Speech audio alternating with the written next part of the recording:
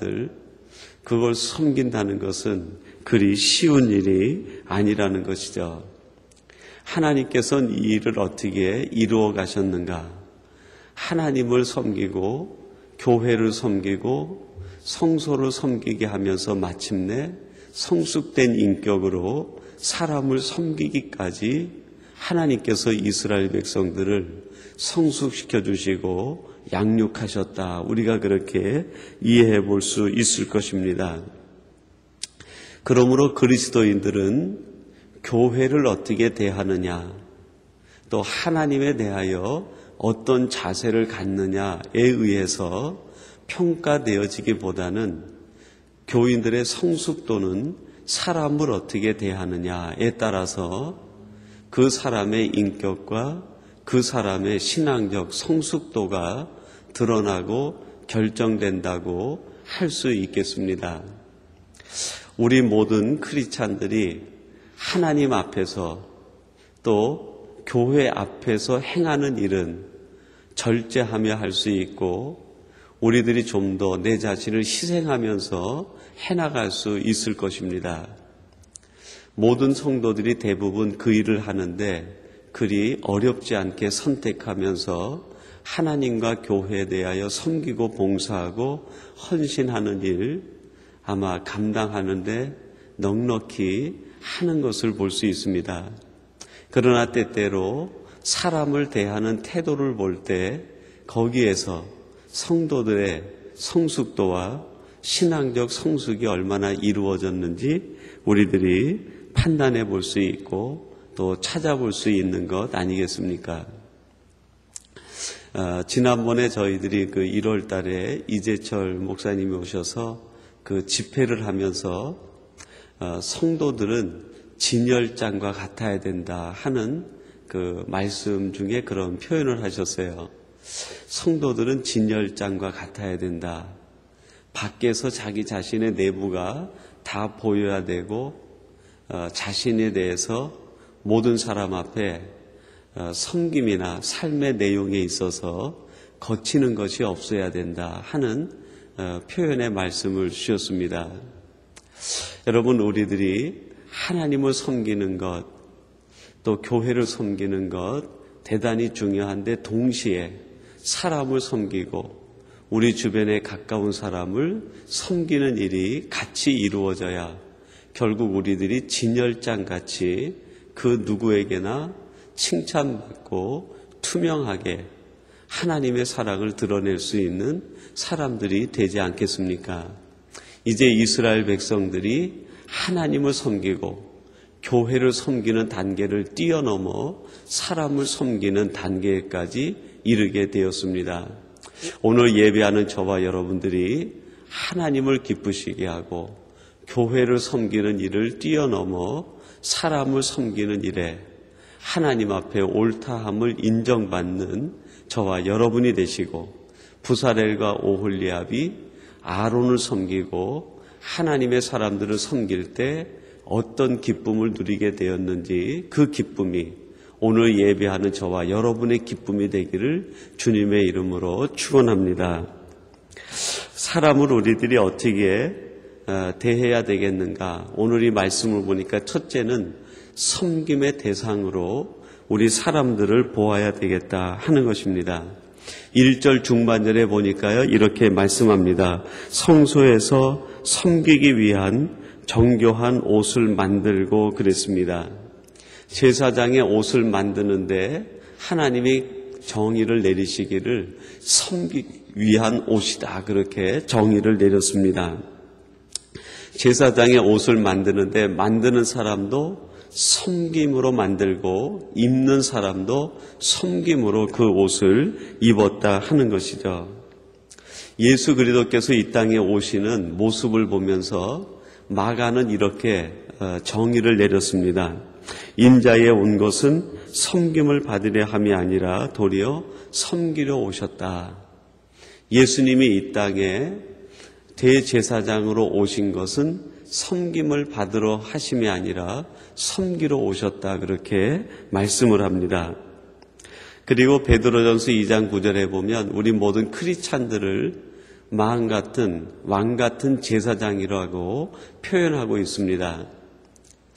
우리 모두는 섬김의 띠로 하나가 되어질 때 사람과 사람의 관계가 회복이 되어지고 그 속에서 참된 하나님의 나라와 의를 이루어갈 수 있다는 것이죠. 이스라엘 백성들인데 200만 모든 백성들이 제사장 아론의 옷을 만들면서 사람을 보는 시각이 달라지게 됩니다. 이제는 우리들이 서로 섬김의 삶을 살겠다. 하나님께서 이스라엘 백성들에게 원하시고 요구하신 것이 그것이 아니겠습니까?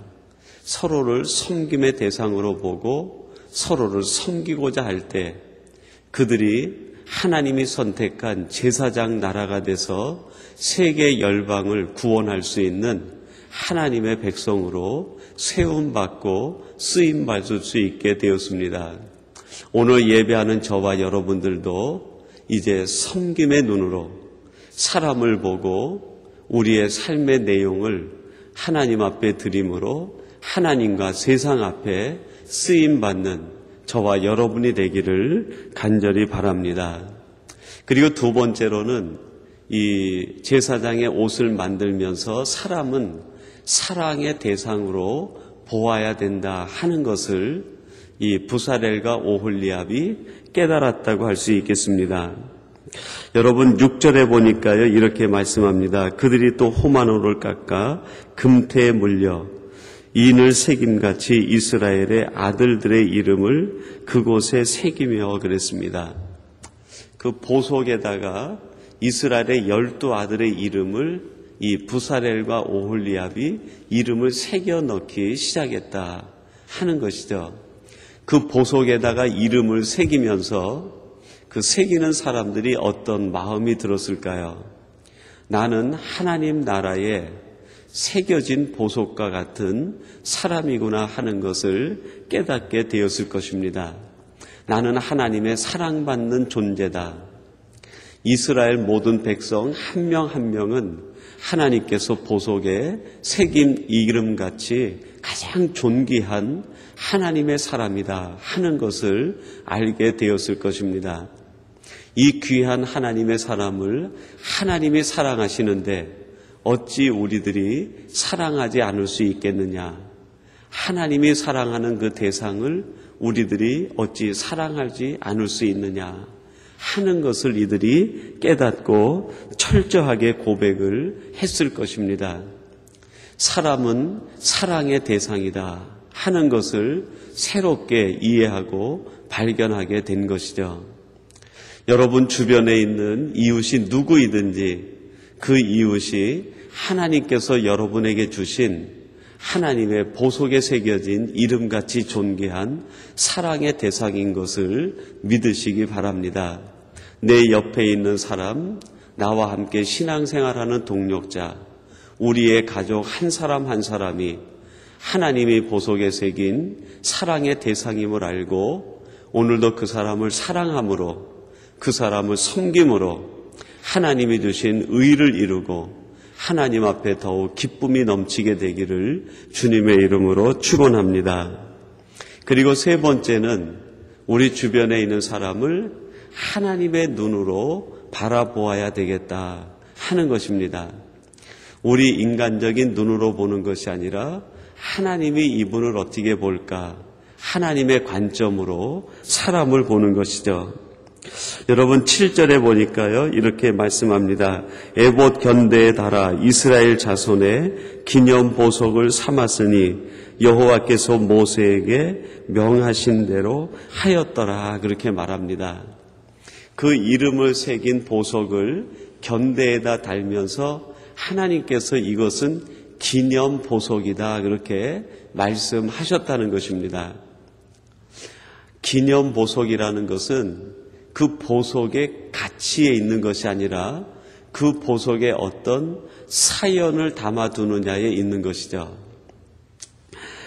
제가 그 태국에 선교지를 방문했을 때 그 태국 선교지를 방문하고 돌아오는데요.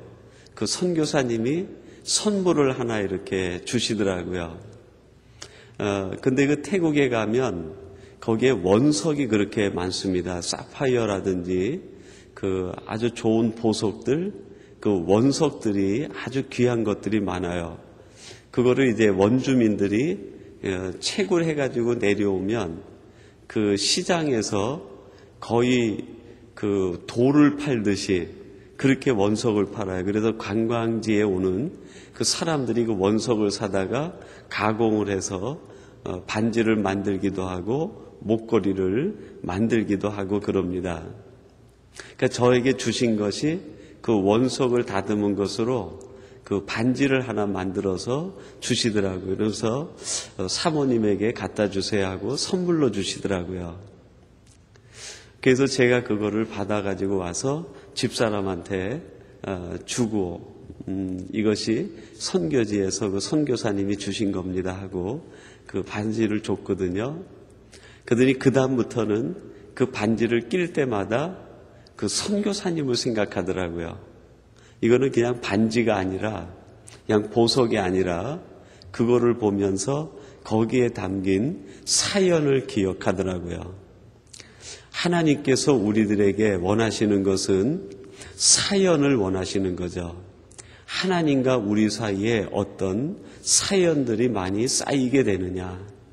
그 사연이 많으면 많을수록 하나님과의 관계가 깊어지고 하나님과의 관계가 날마다 새로워지는 것 아니겠습니까? 하나님께서 이스라엘 백성들에게 내가 너희들을 기념 보석으로 삼겠다 한 것은 너희들은 내게 있어서 사연이 있는 백성들이다. 너는 내게 특별한 존재다 하는 것을 말씀하고 계시는 것 아니겠습니까? 여러분 한 명 한 명이 하나님에게 사연이 있는 하나님의 사람들이다 하는 것을 우리들이 생각하고 고백해야 될 것입니다. 사연이 있다는 것은 두 가지 의미일 겁니다. 하나는 사랑한다는 의미가 담겨 있을 것입니다. 내가 너를 사랑한다. 그리고 사연이 있다는 의미는 또 무엇이겠어요? 기억한다는 것이죠. 내가 어떤 일이 있어도 너를 기억할 것이다. 하나님은 우리를 어떻게 생각하시는가? 하나님의 눈으로 우리를 어떻게 보시는가? 사랑으로 보고 우리를 기억하는 존재로 본다는 것이죠. 똑같이 우리들도 우리 주변에 주어진 하나님의 사람들, 우리 주변의 이웃을 이렇게 하나님의 사연이 있는 사람으로 우리들이 보고 이해해야 된다는 것이죠. 이분은 하나님이 사랑하는 대상이고 하나님이 기억하시는 귀한 분이다. 이분에게는 하나님의 특별한 사연이 있고 하나님의 목적이 있는 분이라는 것을 우리는 새롭게 깨닫고 고백해야 될 것입니다.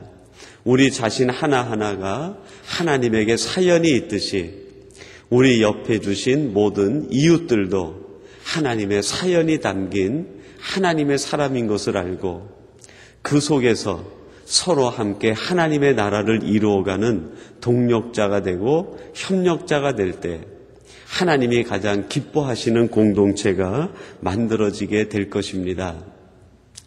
이제 하나님은 이 부사렐과 오홀리압과 이스라엘 백성들에게 성막을 만들게 하신 다음에 이스라엘 백성들이 믿음의 공동체로 하나가 되기 위해서 사람을 보는 눈이 달라지기를 원하셨습니다. 어떻게 달라지기를 원하셨느냐? 사람을 섬김의 대상으로 보고 하나님의 사람들을 사랑의 대상으로 보고 하나님의 사람들을 하나님의 특별한 사연이 담겨있는 대상으로 볼 때 사람과 사람이 서로 어우러져 하나님의 나라와 공동체를 이룰 수 있게 된다는 것입니다. 오늘 예배하는 저와 여러분들이 이제 교회를 보는 시각 그리고 하나님의 일을 보는 시각을 뛰어넘어 사람을 보는 눈까지 변하여 하나님의 나라와 뜻을 이루어가는 저와 여러분이 되시기를 주님의 이름으로 간절히 축원합니다.